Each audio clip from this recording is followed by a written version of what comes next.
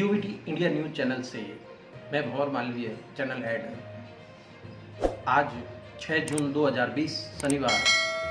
महीनों से दुनिया के सबसे सख्त लॉकडाउन से गुजरी देश की अर्थव्यवस्था में कुछ गति पकड़ना शुरू कर दी है। हालांकि अभी ये स्पष्ट नहीं है कि ये संकेत लाखों नौकरियों के जाने और लोगों के आय कम होने पर पैदा हुई स्थितियों को आगे भी बरकरार रखेगा या नहीं। रियल एस्टेट में उभरने में लगेगा टाइम, असल कीमतों पर बेचे फ्लैट, केंद्रीय वाणिज्य मंत्री पीयूष गोयल के बयान। गुजरात में एक और इस्तीफे कांग्रेस का गणित बिगड़ा। प्रदेश में कई जिलों में हुई बारिश। अमरनाथ यात्रा 20 जुलाई से 42 की बजाय 15 दिन की। सोशल डिस्टेंसिंग का पूरा ध्यान रखा जाएगा। नए नियमों में कोरोना का असर, संशोधन मंथन जारी। 15 दिनों में सभी प्रवासियों को वापस भेजे, राज्य सरकारों ने मांगा प्लान। प्रवासियों की दुर्दशा पर सुप्रीम कोर्ट में सुनवाई। दाऊद और उसकी पत्नी कोरोना संक्रमित। यूपीएससी की परीक्षाओं की तारीख घोषित। फोर्ब्स की सूची में अभिनेता अक्षय कुमार। प्रवासियों के आने से गांवों में फैला संक्रमण। कोरोना का सबसे ज़्यादा प्रकोप अप्रैल माह तक शहरी इलाकों तक ही सीमित था, लेकिन अप्रैल के बाद मई में प्रवासियों के आने से गांवों में इसका प्रकोप तेज गति से फैल रहा है। प्रदेश में मुख्यमंत्री पुलिस पदक योजना लागू। स्थायी रोडवेज पास भी मिलेगा।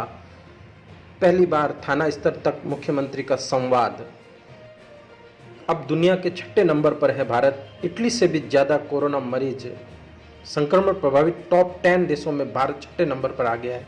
भारत में इटली से ज़्यादा 2,36,000 कुल मामले हो गए हैं। इटली में 2,34,000 कुल संक्रमित है। दुनिया में अमेरिका अब भी पहले नंबर पर बना हुआ है।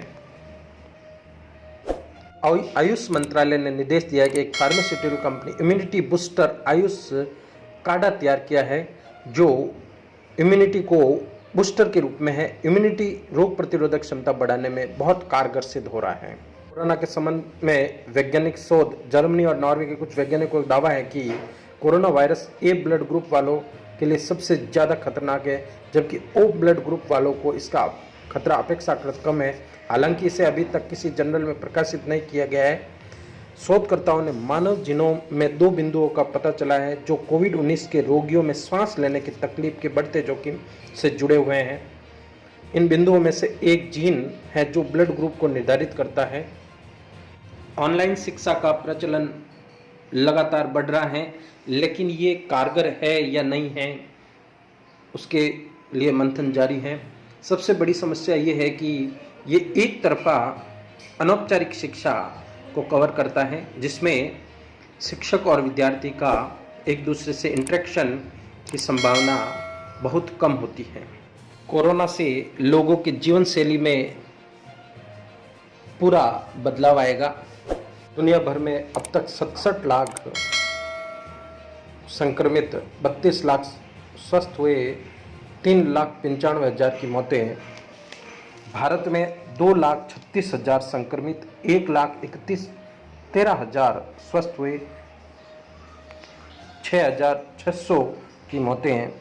संक्रमितों में टॉप 10 राज्य महाराष्ट्र, तमिलनाडु, दिल्ली, गुजरात, राजस्थान, उत्तर प्रदेश, मध्य प्रदेश, पश्चिम बंगाल, कर्नाटक और बिहार हैं। नेत्रा बनी यूएन गुडविल एम्बेसडर। कोरोना महामारी के दौरान जन कल्याण का कार्य करने वाली 13 साल की एम नेत्रा को संयुक्त राष्ट्र विकास कार्यक्रम यूएनडीपी की गुडविल एम्बेसडर घोषित किया है। उल्लेखनीय है कि पिछले कुछ दिनों प्रधानमंत्री नरेंद्र मोदी ने भी नेत्रा के कार्यों की सराहना की थी। नेत्रा के पिता सैलून संचालक सीमोन अपनी पुत्री की इस उपलब्धि पर काफ़ी प्रसन्न हैं।